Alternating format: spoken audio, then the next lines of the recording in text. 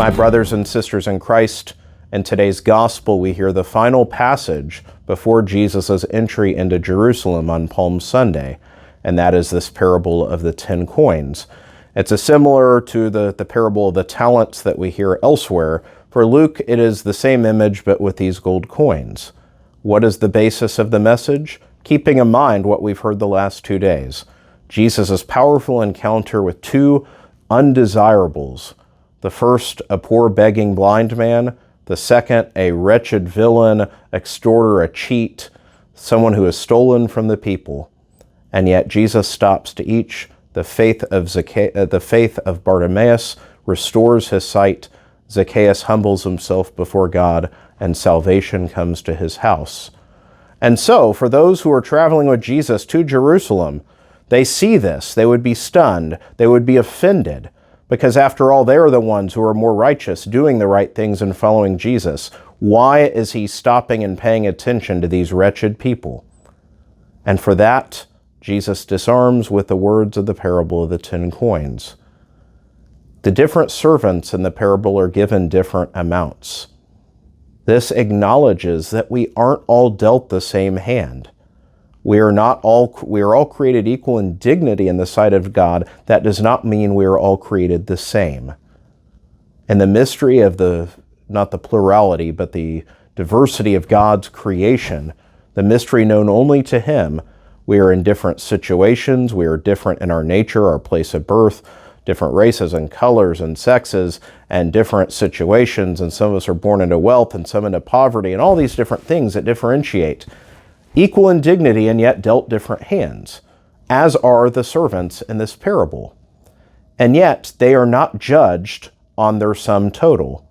They are judged on their stewardship of what God has given. Says, have you taken what I've given you and made the best of it? The servant who is condemned is the one who buries his sum in the ground, who, afraid of God is one excuse, another is just pure laziness, but buries and just gives it back. This is the servant who will be condemned, and so will we. If we're too concerned measuring scorecards, who has 10 coins, who has 5, who has 2, who has 1, who has more, who has a bigger house, who drives a nicer car, who has a more beautiful family, whatever it may be.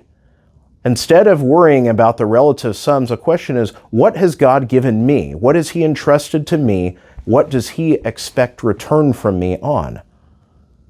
God is not asking us to compete against one another. He's asking us to be faithful to him. For what we have been given, we need to make return.